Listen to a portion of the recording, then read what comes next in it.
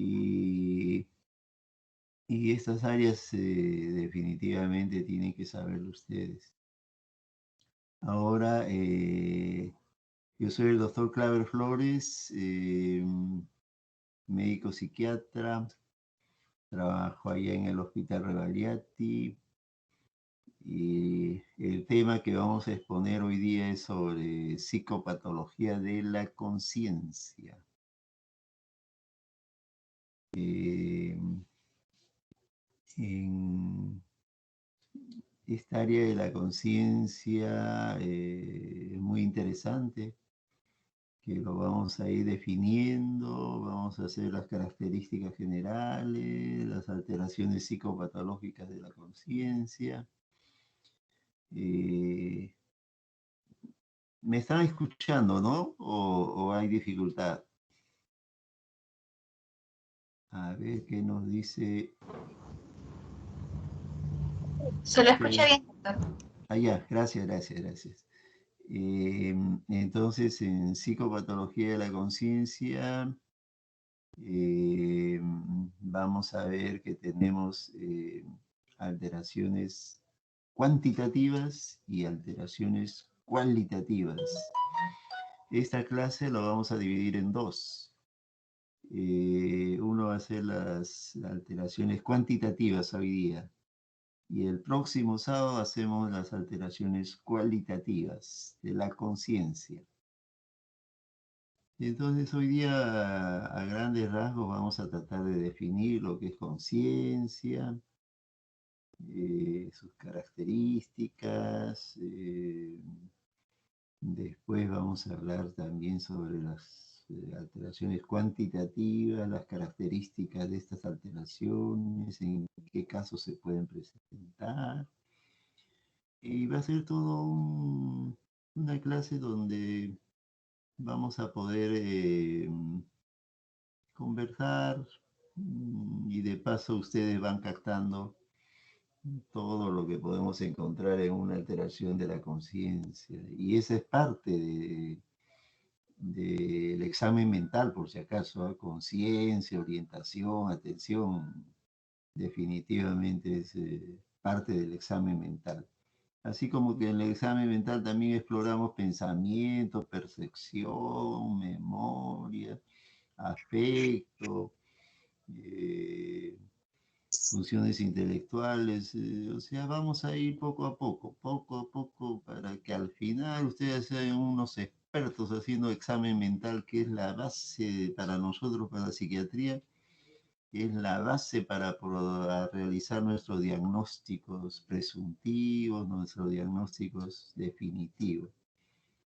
Si uno hace un buen examen mental a un paciente, definitivamente le va a hacer un buen diagnóstico. Entonces, para nosotros el examen mental es fundamental. Al igual que en otras especialidades, el examen físico es fundamental. Para nosotros, para la psiquiatría, el examen mental es importantísimo. Y el examen mental se caracteriza por una exploración de varias áreas. Por eso es que ahora van a ustedes tener la oportunidad de ir sabiendo explorar cada área de ese examen mental. Por ejemplo, ahora la conciencia también es un área del examen mental. Después el pensamiento también es un área del examen mental. La percepción es otra área, el afecto es otra área. Eh, la atención, la orientación también es otra, son otras áreas. De las funciones intelectuales también es otras áreas. Y todo lo exploramos todos juntos y al final nos sale el diagnóstico definitivo. Felices. Y ahí vemos el diagnóstico y vemos qué tratamiento le damos. Y, y vemos cómo mejora el paciente y nos alegramos, fue cuando mejora, ¿no? Cuando evoluciona bien. Vamos a ver si ya tenemos las diapositivas para ir conversando. Ojalá que sea posible. A veces hay dificultades en las conexiones y cosas, pero vamos a tratar de de que podamos pasar nuestras diapositivas. Como siempre, es importante realizarlo. A ver, un ratitito.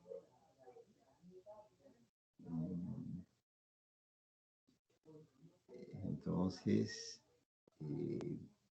estamos coordinando con Merani para que ya nos proyecte las diapositivas y podamos todos ir viendo poco a poco.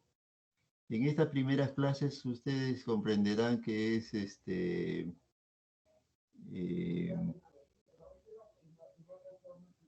poco a poco sincronizar, ¿no? Sincronizar, a veces hay algunas conexiones, algunas cositas, algunos detalles. Muy bien, ya estamos por explorar. Entonces, Merani, yo te digo, si lo podemos agrandar,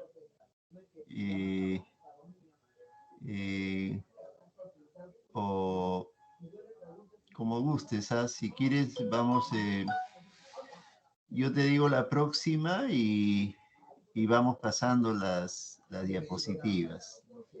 Entonces, en conciencia tenemos para, como ustedes están viendo, hay una definición, psicopatología de la conciencia.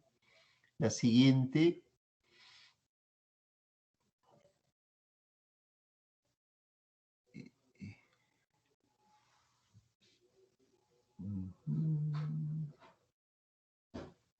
a ver, vamos a ver. La siguiente. Doctor, ya se puede ver, está en la conciencia definición. Sí, ahora la siguiente. Cuando te digo la siguiente, vas cambiando, ya, un favor, ¿ya? Sí, estaba bien, sí se veía.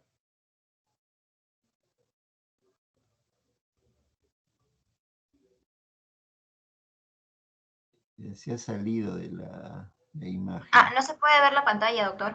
Ahorita no se ve, al menos en la mía no se está. En delante sí, sí se veía. Ahorita no.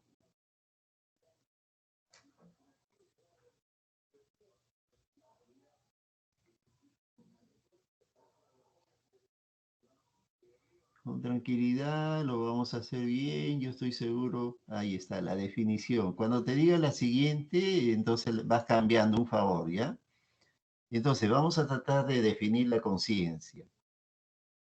La conciencia es la función que integra los datos psíquicos de tipo objetivo, intelectual, emocional en una totalidad, relacionando el presente con el pasado y el futuro, dándoles en esta integración sujeto, mundo, espacio, tiempo, y le da una significación que tiene bastante sentido y bastante valor. Ahorita ustedes están conscientes de todo, ¿no? Están integrando todo lo que van percibiendo y todo. Y vamos a seguir definiendo. La siguiente, por favor.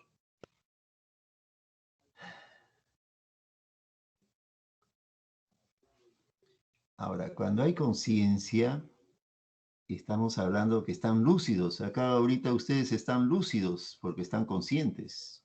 Se dan cuenta de los estímulos internos, los estímulos externos. Están lúcidos, o sea que al grado de lucidez está lúcido, ya tú dices, si está lúcido hay un buen grado de conciencia, ¿no? Entonces, cuando hay conciencia con lucidez, tenemos un funcionamiento óptimo de los procesos cognitivos. Hay un proceso en el cual también hay un funcionamiento óptimo de la parte afectiva. Mire, ve cómo está unido la parte cognitiva, la parte afectiva. Y de paso también hay una acción de compromiso, de transformación de la realidad. Entonces, cuando uno está lúcido, definitivamente hay un buen funcionamiento de la parte cognitiva, de la parte afectiva, incluso del comportamiento también. Si uno está centrado bien en la realidad, ¿no? Entonces, estamos haciendo así a grandes rasgos como para que ustedes vayan captando, ¿ya? Vayan captando lo que estamos manifestando. La siguiente. Entonces, por ejemplo, cuando decimos que hay un buen funcionamiento de los procesos cognitivos, estamos hablando de una serie de procesos que lo mencionamos como procesos cognitivos. Por ejemplo, ¿qué sucede si va a haber un examen? Un examen de psicopatología. Todos los estudiantes tienen que estudiar para ese examen, ¿no? Tienen que estudiar sí o sí, no hay otra forma para aprobar el examen. Entonces, como va a haber toda esa situación de estudiar, comienzan los procesos cognitivos, la atención, estar atento a lo que vamos a leer, a lo que vamos a percibir. Entonces está la atención, que es un proceso cognitivo, la percepción, que es otro proceso cognitivo. Está la orientación, el espacio, ¿no? ¿Cuándo es el examen? De repente mañana a las 8 está bien orientado en tiempo, en espacio, y dónde va a ser, ¿no? El examen. Y siguen los procesos cognitivos con la memoria. Todo lo que han estado leyendo, su memoria ahí grabado como si fuera una computadora. Y siguen los procesos cognitivos con el pensamiento, cómo están craneando y cómo van a definir tal situación de acuerdo a lo que se van recordando, de acuerdo a lo que han leído. Y después, si es un examen oral, el lenguaje también, otro proceso cognitivo. Tienen que manifestar todo lo que saben a través de su lenguaje y ahí entra en acción un pensamiento. Y de paso los recuerdos, ¿no? De, de lo que han estudiado. Y como ya lo tienen todo bien clarificado, ese proceso cognitivo de la atención, la percepción, la orientación, la memoria, el pensamiento, el lenguaje, listos para dar el examen. Dan su examen, se sacan 20, ya hasta, pues tienen un buen proceso cognitivo, unos buenos procesos cognitivos. Y es porque están lúcidos. Imagínense que esté un paciente con su compromiso de conciencia, ¿no? Todos estos procesos cognitivos están alterados. Un paciente que ha tenido un traumatismo encefalocraniano, que se ha caído y se ha golpeado el cerebro, o se ha golpeado la cabeza, definitivamente no va a estar bien, va a haber pérdida de conciencia, se despierta, se duerme. ¿Cómo te llamas? No nos contesta, qué día estábamos, qué año, no nos contesta, está totalmente afectado su memoria de repente, su pensamiento, incluso su lenguaje, ¿no? Entonces ya ustedes más o menos van clarificando cómo son las características de un buen nivel de conciencia. La siguiente, por favor. Entonces, cuando hablamos de conciencia, en medicina, eh, el compromiso de la conciencia en cualquiera de los aspectos de sus características representa una de las situaciones más dramáticas de urgencia. Definitivamente es una situación que hace que el médico actúe rápidamente. La conducta de un paciente con alteración de la conciencia es tan variada que puede ir desde la extrema agitación, el paciente se pone violento, agresivo, hasta la inmovilidad, donde está postrado. Si está en coma, imagínense, está pues con un estado de conciencia totalmente grave, ¿no? Y puede llegar también cuando hay alteraciones de la conciencia del coma, nomás pasa ya a la muerte, pues, porque el paciente está grave, pues. Entonces, clásicamente, Se pueden diferenciar las alteraciones cuantitativas o nivel de conciencia, porque cuantitativas estamos viendo, por ejemplo, si ahorita en la clase alguien se está durmiendo, como el que veo que ahí se está durmiendo, ya diríamos, tiene una alteración cuantitativa, ¿no? De su conciencia, ¿no? Porque está con sueño y está que cierra los ojos porque no ha dormido toda la noche, o está bailando de repente, ¿no? En esas fiestas COVID. Bueno, pues si se está durmiendo hay una alteración cuantitativa, ¿no? Y si está bien lúcido, así como ustedes, la gran mayoría de ustedes están con un buen nivel de conciencia, ¿no? Entonces ahí podemos diferenciar ya alteraciones cuantitativas. Ahora, la integridad de la conciencia se demuestra cuando una persona es capaz de reaccionar apropiadamente y de forma psicológicamente comprensible, cuando uno es capaz de reaccionar apropiadamente a estímulos externos e internos. Ahí está dándose la claridad de la integridad de la conciencia, porque ahorita ustedes están lúcidos, hay una, hay una capacidad de reaccionar apropiadamente y comprensible a estímulos externos e internos. O sea, por ahí ven algún estímulo externo que los quiere perturbar, y dicen, cállense, estoy escuchando, estoy en plena clase, así que no me moleste. Y pueden haber también estímulos internos cuando está con hambre, comienza a sonar algo en el aparato digestivo, dice, no he tomado desayuno, siente unos estímulos ahí de unos movimientos peristálticos, ¿no? Entonces está captando los estímulos internos también. Entonces nosotros podemos ir clarificando así de esa forma, de tal manera que se van dando cuenta ya cuando hay una integridad de la conciencia, ¿no? Que tiene relación a que la persona es capaz de reaccionar apropiadamente, reaccionar en forma apropiada y también de forma psicológicamente comprensible a estímulos. Hasta acá estamos bien, estamos entendiendo poco a poco, ya estamos entrando al mundo de la psicopatología.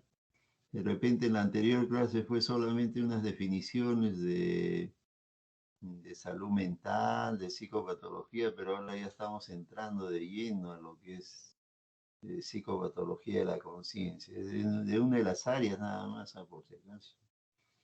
Vamos a seguir la siguiente, por favor. Entonces, las alteraciones de la conciencia pueden dividirse, eh, en la cual hay alteraciones en que se demuestra una patología en la reactividad del sensorio. El sensorio lo estamos hablando también con nivel de alerta, ¿no? Una palabra que se puede usar también el sensorio, como el nivel de conciencia también. Alteraciones del conocimiento y reactividad sensorial más o menos conservada. Está conservada en algunos casos, pues. Hay otros casos en que no es posible objetivizar alteraciones del sensorio del conocimiento, pero que la conducta y contenidos mentales sugieren una alteración de su conciencia. Mira, no es posible verlo bien si hay una alteración del sensorio, pero sus conductas y de repente los contenidos de lo que va hablando sugieren una alteración de la conciencia. Por eso después vamos a ir definiendo cada una de las alteraciones que uno va encontrando. La siguiente, estas alteraciones tienen así su característica, pues, que, que cada caso es diferente, ¿no? Ahora, cuando ustedes quieren hablar sobre las bases neurofisiológicas de la conciencia, en qué se basan estas bases neurofisiológicas? Este, entonces nosotros, esas bases neurofisiológicas, es necesario saberlo. Hay un sustrato neurofisiológico a nivel cerebral que proporciona un buen nivel de vigilancia, un buen nivel de alerta, un buen nivel de arousal también le llaman. O sea, tiene varios sinónimos. ¿Ah? Tengo un buen nivel de vigilancia, tengo un buen nivel de conciencia, tengo un buen nivel de arousal, tengo un buen nivel de conciencia. Pero en qué se basa en dónde está esta base de la conciencia? ¿En qué sustrato anatómico está de neuroanatomía? Se sustenta en el sustrato anatómico del sistema reticular activador, del hipotálamo y el córtex. Este es el sustrato neurofisiológico para que haya un buen nivel de conciencia. Entonces, de acuerdo al funcionamiento de este sustrato anatómico, se produce un buen nivel de conciencia, hablando ya del sistema reticular activador, del hipotálamo y el córtex. El córtex, estamos hablando de la corteza cerebral, ¿no? Por ahí van a salir unos tigres de aquí que dominan la neurofisiología, la neuroanatomía, que les guste y esto y eso. Ahí se van a sumergir y van a hacer en los seminarios, en los foros, ahí se van a lucir con sus diapositivas que han traído, por ejemplo, ahora para el seminario, se deben haber preparado muy bien con sus diapositivas y sus videos si quieren, igualito en el foro también, se deben haber preparado muy bien. Así que, por si acaso un seminario se prepara el estudiante para brindar todo lo que se han preparado y lo van manifestando en los seminarios, en el foro, por si acaso. ¿Ah? Entonces, y ahí el que sabe, pues el que se quiere lucir, se va a lucir con su sustrato neurofisiológico y neuroanatómico, que por aquí pasa la dopamina, la serotonina, uy, ay, ay, ay, ay, siempre nos falta uno que domina y se luce. De luz y nos deja pensando, ¿no? Todos dicen que está hablando, que está hablando, se ha sumergido mucho. Muy bien, la siguiente, por favor. Entonces, les hablaba que dentro de la psicopatología de la conciencia tenemos trastornos cuantitativos y trastornos cualitativos. El día de hoy vamos a hablar solamente de los trastornos de la conciencia en relación a los trastornos cuantitativos. La próxima semana vamos a hablar sobre los trastornos cualitativos. En la clase teórica, la próxima semana. Entonces, esta clase la estamos dividiendo en dos, eh, porque en verdad es mucho mejor para que ustedes vayan entendiendo también y no se les haga muy complicado o digamos, se confunda también, porque puede haber confusión. Entonces, en los trastornos de la conciencia, cuando hablamos de los trastornos cuantitativos, estamos hablando de la hipervigilancia, de la obnubilación, del estupor y del coma. Prácticamente estamos hablando o obnubilación, o somnolencia, o confusión, que es un nivel de conciencia de repente un poquito leve, ¿no? Cuando ya pasa estupor, ya no es leve, ya es un poco de más peligro. O sea, se va acentuando, ¿eh? Si uno está con sueño y de repente hay otro caso que es estupor, ya hay más compromiso de conciencia en el estupor. Y si pasa al coma, imagínense ese grado cuantitativo más severo es grave ya, ¿no? Está entre la vida y la muerte. Entonces uno puede ver los trastornos cuantitativos, de repente en algunos es más leve, en otro más moderado, en otro más grave. Y cuando hablamos de hipervigilancia, ya es un trastorno en el cual el paciente está más lúcido que mandado a hacer, es más, está alerta, está súper consciente y los estímulos lo capta, pero todo, no se le pasa a una. Pero ya es demasiado, ya no es normal también. Y hipervigilancia, es decir, su nivel de conciencia está guiado por los estímulos internos y externos que lo capta rápidamente todo. Ni bien uno mira para la derecha, él ha observado que miró para la derecha.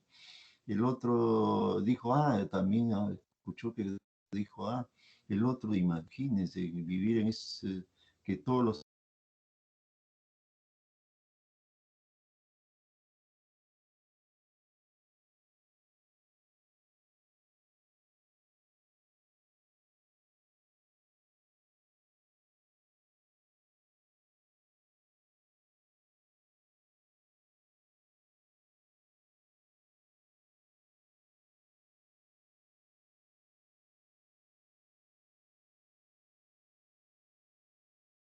Doctor.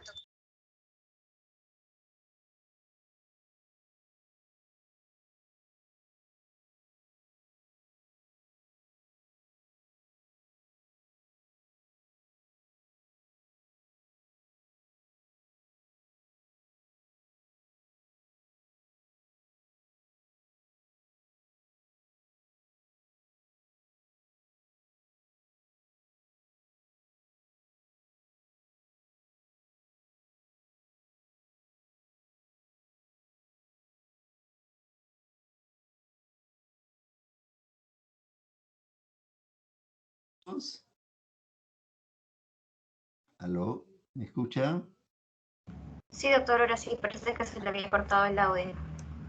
Ya, sí, se cortó un poquito el audio. Entonces hablábamos del trastorno cuantitativo de hipervigilancia, de obnubilación, estupor y coma, que son los trastornos cuantitativos, diferente a los trastornos cualitativos, que eso lo vamos a hacer la próxima semana. Ahí hablamos ya de anulamiento de la conciencia, que se puede producir en el delirium, del estado niroide, el estado de confusión y el estado de fuga. La siguiente, por favor.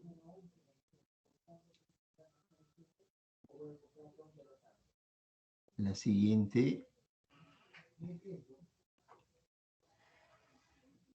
Entonces, dentro de los trastornos cuantitativos de la conciencia, hay oscilaciones de la conciencia que son normales a lo largo de las 24 horas del día. Nosotros, por ejemplo, pasamos por distintos momentos.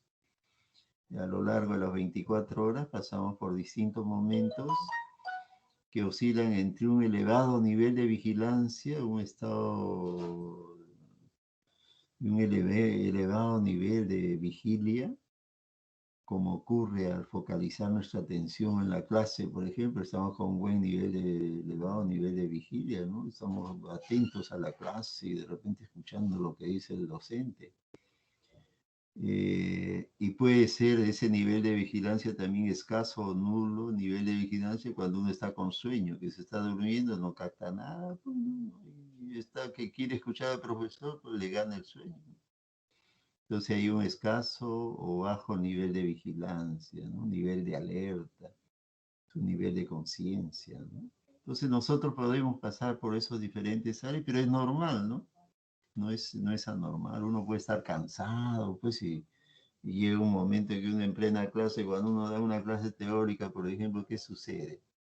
En la parte presencial que hacíamos, veíamos a todos los estudiantes 60, estaban en el auditorio, o 90, depende del auditorio, de la capacidad, y veíamos cómo varios estaban durmiendo plácidamente. Entonces en ellos, por ejemplo, su nivel de vigilancia estaba bajo o nulo de repente, ¿no? O despertaba y o alguien le hacía despertar y miraba igual, de nuevo se dormía. Pero son sucesos, trastornos cuantitativos que, que se altera ese nivel de alerta, nivel de vigilancia. Entonces, la siguiente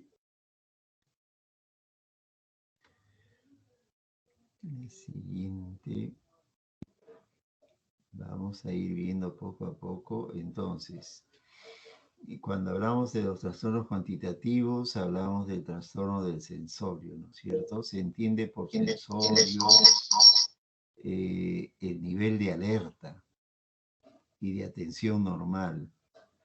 Ese sensorio también es la capacidad para reaccionar apropiadamente y de forma comprensible a estímulos. Un sensorio normal ocupa tanto la vigilia como el sueño. Una persona sin daño en su sensorio puede ser despertada de su sueño y de repente rápidamente se orienta en espacio y en tiempo, así como puede responder a una estimulación sensorial cuando está dormido, lo hacen despertar, se despierta y se ubica rápidamente, ¿no? Y responde a un estímulo que está durmiendo y le damos un empujón o una pellizcada y va a responder, ¿no? Va a responder, de repente si es agresivo va a responder con un puñete, ¿no? Pero si es tranquilo, de repente mira quién le ha hecho eso y se tranquiliza, ¿no? Depende también de la persona. Muy bien, a ver, vamos a seguir. La siguiente, por favor. Entonces, que ya entramos de lleno ya a la hipervigilancia, que es un trastorno cuantitativo de la conciencia. Entonces, ¿qué es la hipervigilancia? La hipervigilancia es una exaltación de los sistemas neurobiológicos que controlan la atención y la alerta. Los autores clásicos hablaban de una ampliación de la conciencia que denotaba la exaltación de los sentimientos o vivencias.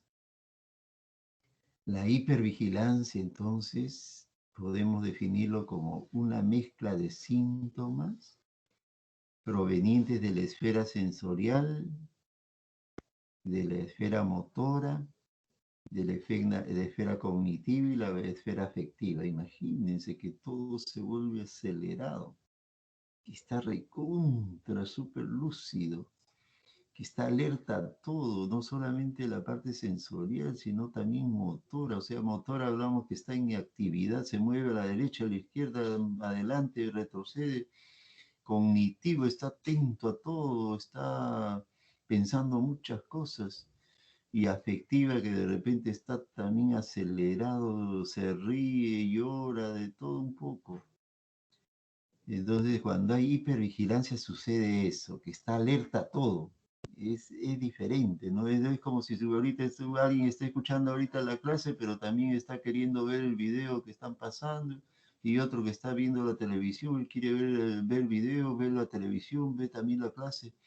Escucha que alguien habla afuera, también quiere participar con el que está hablando afuera, súper acelerado, ¿no? Súper acelerado, está en un nivel de vigilancia. Y puede suceder en diversos trastornos orgánicos y psiquiátricos.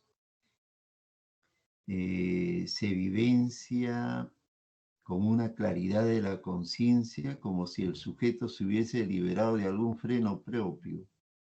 Está bien hiperactivo. Va acompañado de un incremento de la actividad motora y frecuentemente verbal también. O sea, está acelerado, es lo que le llamamos que este paciente está acelerado, está en otra cosa.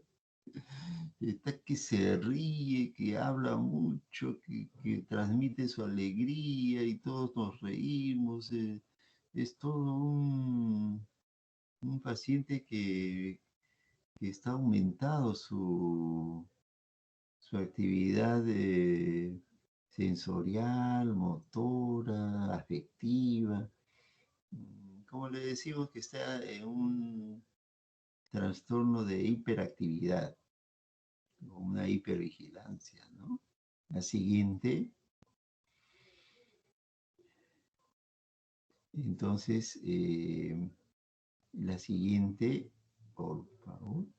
La hipervigilancia puede ir acompañada de importantes distorsiones de la atención, que se traducen por distraibilidad, la anterior, se traducen por distraibilidad. El paciente está, como le decía, está distraído, pues si un estímulo lo atrae, se va para ahí, si otro estímulo se va para allá, el otro estímulo se va por otro lado y no focaliza bien su atención a un determinado tema. La hipervigilancia es el inicio casi constante de los accesos maníacos primarios, o sea, un paciente maníaco. Cuando hablamos de paciente maníaco, estamos hablando de trastorno bipolar, ¿no? En fase maníaca. O sea, está acelerado el paciente. Ustedes después van a ver trastorno bipolar, en fase maníaca van a ver casos. El paciente está aceleradísimo, hablador, hiperactivo, sonriente, transmite su alegría, enamora a la doctora. Y uno le dice, oye, acá está su enamorado, ¿no? Pero ¿qué va a pasar si yo ahorita la estoy piropeando? No pasa nada. No controlan sus impulsos. Son pacientes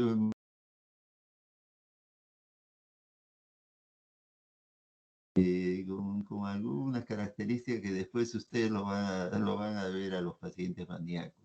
Entonces está hipervigilante, pues imagínense que le enamora a una doctora y ve a otra doctora que está ahí, también le enamora, oye, acá está su novio. ¿Pero qué va a pasar? Yo no le estoy haciendo nada, es solamente un piropo, nada más, y no pasa nada, amigo, tranquilo. Más bien, y no tiene miedo, nada, ¿no? Pacientes así son los maníacos. Ustedes lo van a ver, son casos muy interesantes. Son desinhibidos, totalmente eufóricos, verborreicos. Ya estoy hablando términos que van a usar ustedes en psicopatología, verborreicos, eufóricos, fase maníaca.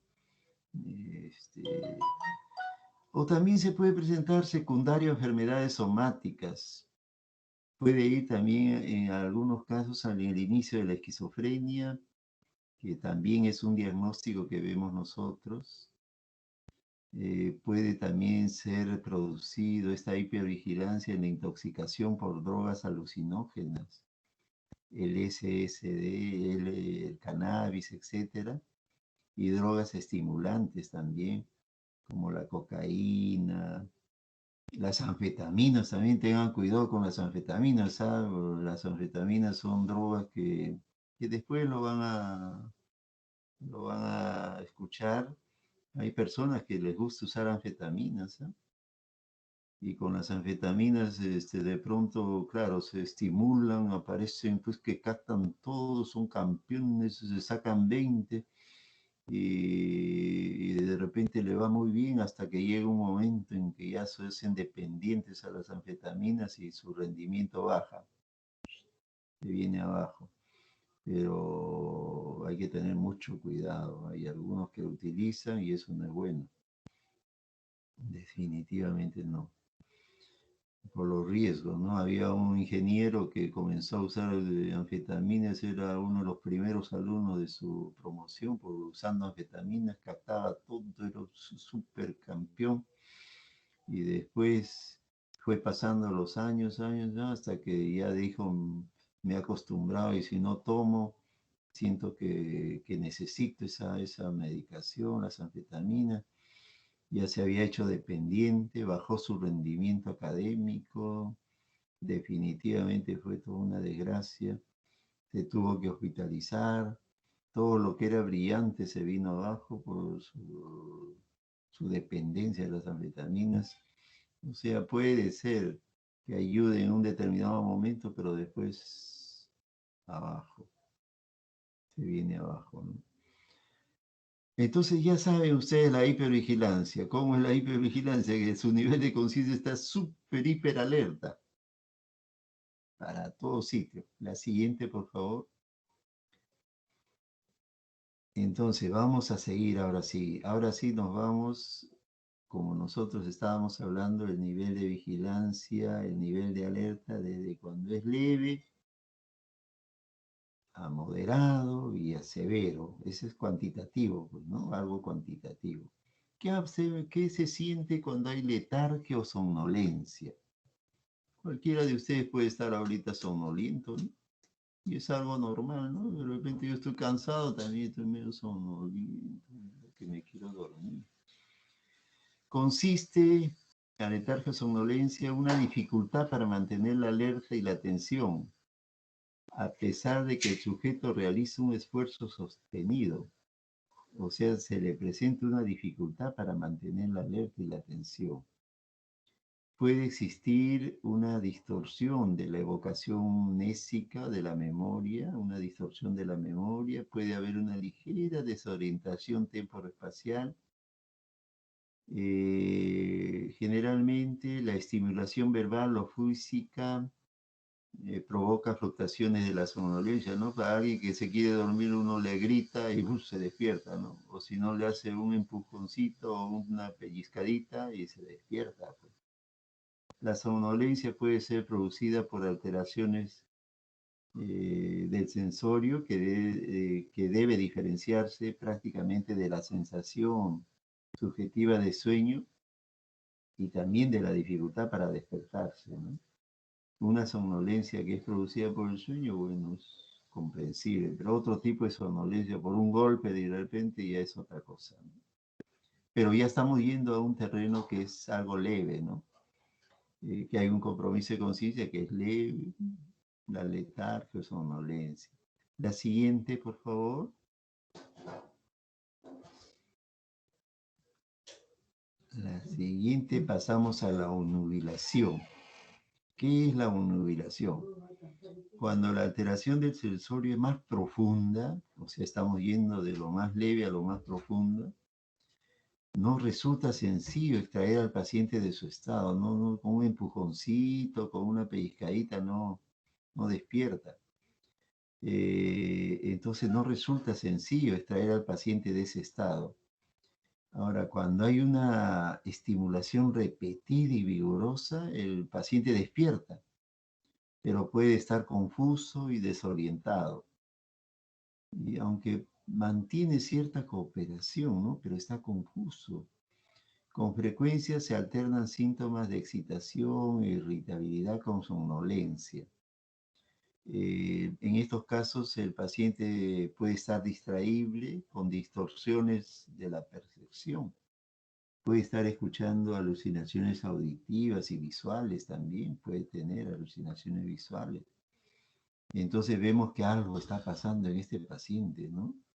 Primeramente que no lo hemos podido despertar, así como uno lo puede despertar a un paciente que está dormido, ¿no? Acá se despierta, pero está confundido, está irritable y puede hablar cosas incoherentes también.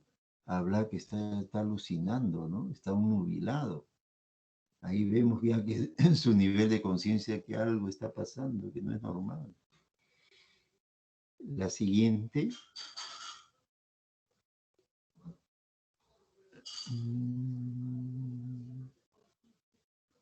La siguiente, por favor, antes de que me dé un estupor.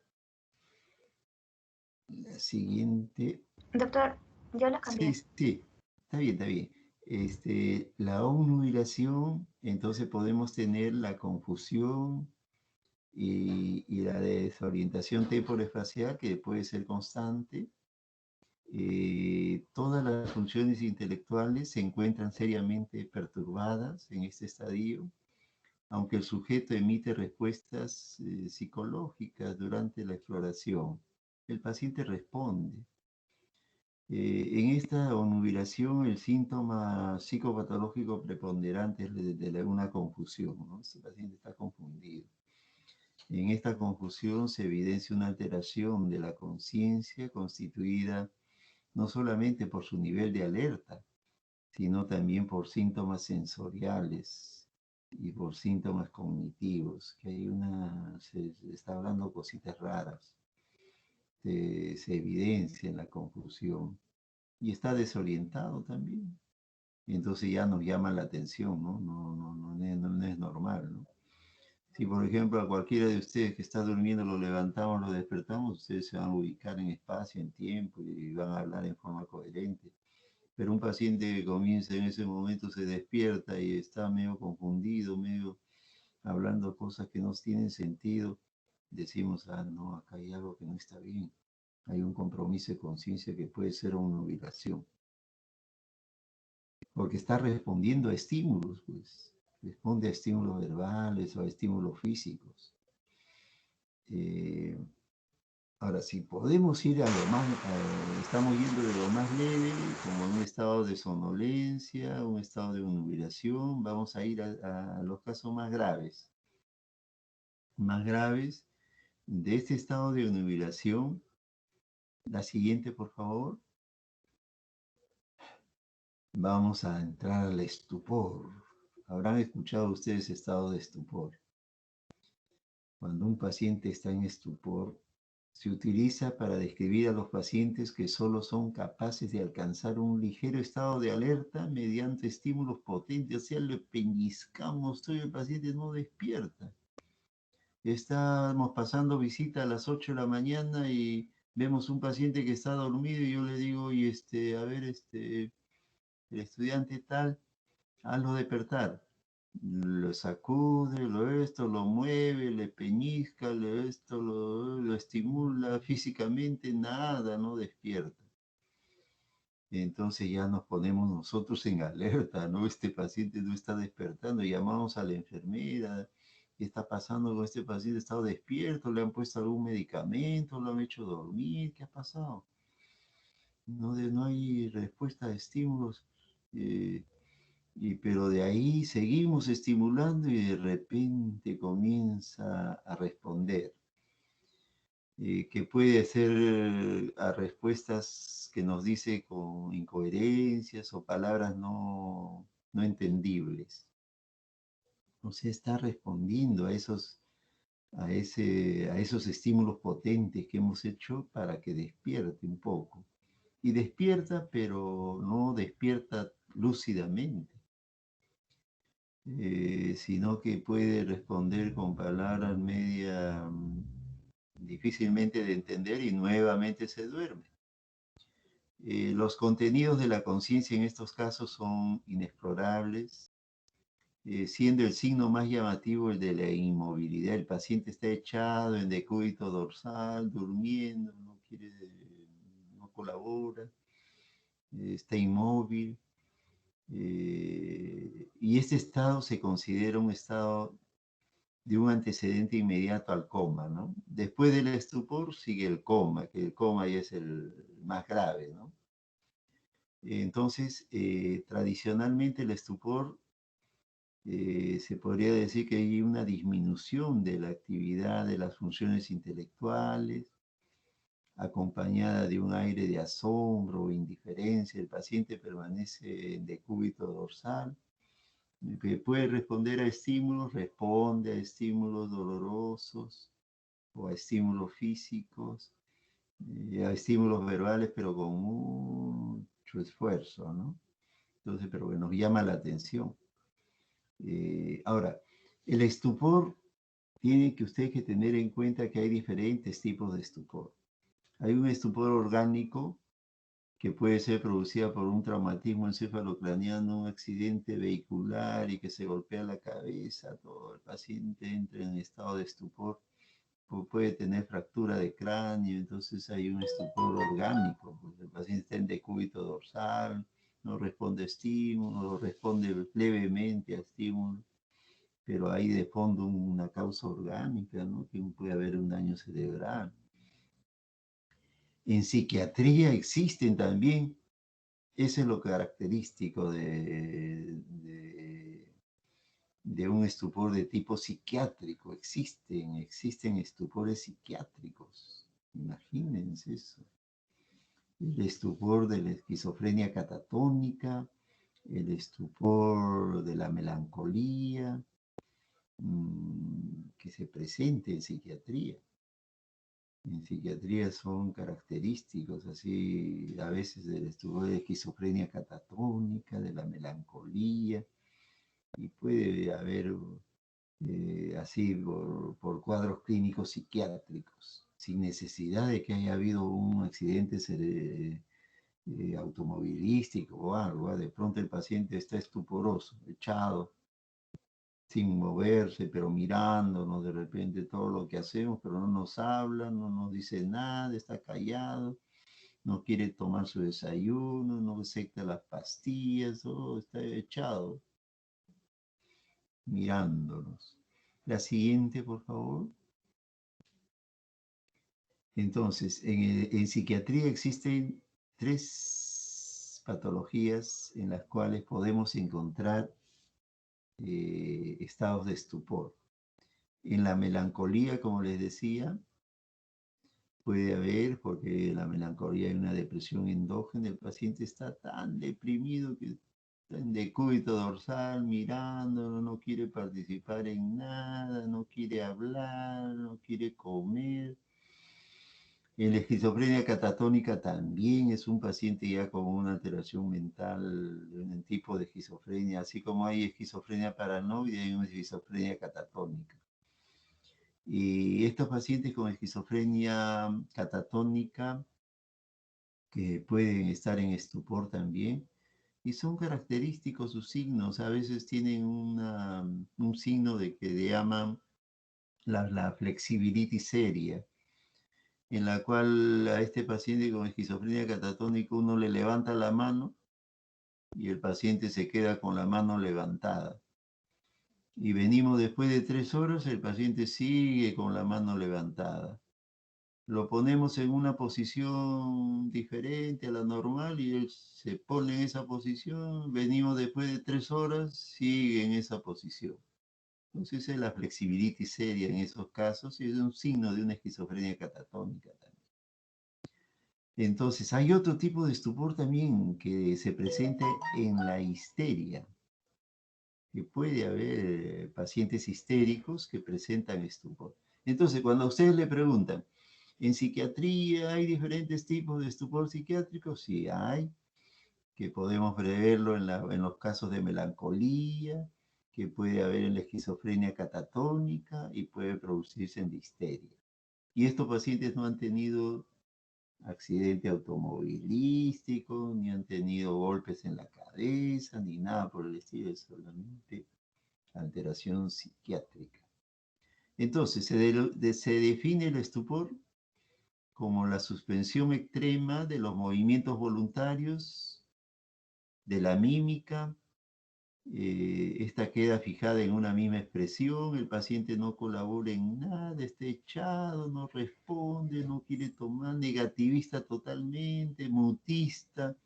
Definitivamente a estos pacientes hay que darle alimentación por sonda nasogástrica, porque no va a aceptar la alimentación, la medicación tampoco.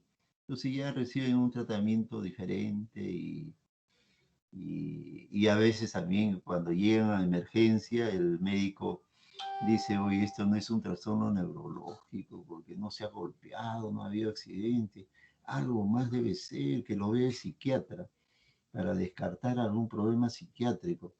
Conversamos con la familia, nos dice que tiene 20 años de esquizofrenia, entonces ya eso nos orienta que este puede tener una esquizofrenia catatónica, ¿no? O algún dato que nos dé la familia nos orienta hacia una melancolía o hacia una histeria. Pero después ustedes van a afinar esos diagnósticos, así que poco a poco no se desesperen, pero están escuchando ya términos que nosotros en psiquiatría manejamos, pues. Manejamos que un paciente histérico, ¿no? Una paciente histérica. Ya ustedes habrán visto pacientes histéricas, ¿no? Una paciente histérica. Ustedes pueden ver, por ejemplo, cuando llegan a un consultorio, así ya en sus prácticas diarias que han estado viendo, de pronto ven que hay 20 pacientes esperando ahí en consulta externa, pero les toca atender, van a atender adentro en el consultorio y tienen que pasar por esa salita de espera y por ahí ven a una chica con una minifalda, con unos aretes, con unos arreglos en su cabello, que llama la atención poderosamente. O sea que dentro de los 20 pacientes que están esperando hay alguien ahí con esas características, que llama poderosamente la atención. Pues no, uno se queda mirando y dice que con unos arreglos en su cabello, con totalmente diferente, que está tratando de llamar la atención de todos, no solamente del médico, sino de todos. Y de repente estamos ante una paciente histérica, ¿no? Que va a querer seducirlo al médico. Imagínense que lo quiera seducir al médico. O si no, un paciente histérico varón también puede haber, que va a querer seducir a la doctora.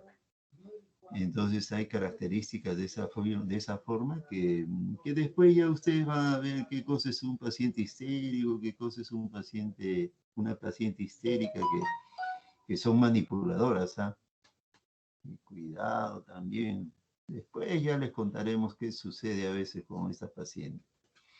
La siguiente, por favor. Ya estamos por terminar la clase teórica de hoy. Nos falta el coma. La última diapositiva. La siguiente, amiga. Entonces, ya les mencionaba el estupor orgánico cuando es un golpe, ¿no? El paciente en la cual los estímulos a los que se somete al paciente se deben dar respuestas anormales. La diferencia del coma radica en la posibilidad, si en este estupor lo podemos sacar transitoriamente, nos puede responder a estímulos y podemos observar al paciente sus muecas que hace cuando le hacemos algún estímulo doloroso presionando su hombro, ¿no? Hace una mueca de dolor. En cambio, es diferente el coma. La siguiente, por favor. El coma ya es lo máximo, ya es lo extremo, ya es la ausencia de respuestas a estímulos externos e internos. Definitivamente el paciente no responde a ningún tipo de estímulos, ni verbales ni físicos. Ya estamos ante un paciente en coma grave que debe estar en cuidados intensivos. Su nivel de vigilancia es nulo. Definitivamente está entre la vida y la muerte, ¿no? Por eso digo, el cuidados intensivos es un ambiente donde debe estar un paciente en coma. Y si está entre la vida y la muerte, imagínense, debe ser algo muy grave, muy delicado, que ya ese es un problema netamente orgánico, ya no podemos hablar ahí de un paciente psiquiátrico. El coma definitivamente es lo más grave que puede existir en un trastorno de la conciencia, ¿no? Ya es un manejo ya multidisciplinario. Muy bien, yo creo que hasta ahí hemos culminado la clase de hoy. Y en la próxima vamos a hablar ya de los trastornos cualitativos. Muy bien, muchas gracias. Nos ha ayudado bastante nuestra delegada. Y nos vamos a quedar ahí hasta la próxima, que va a ser sobre los trastornos cuantitativos de la conciencia. Muchas Doctor, gracias a la que... Sí, sí, doctor, sí. buenos días alumnos. Nos quedamos todos para dar dos cosas generales, ¿sí?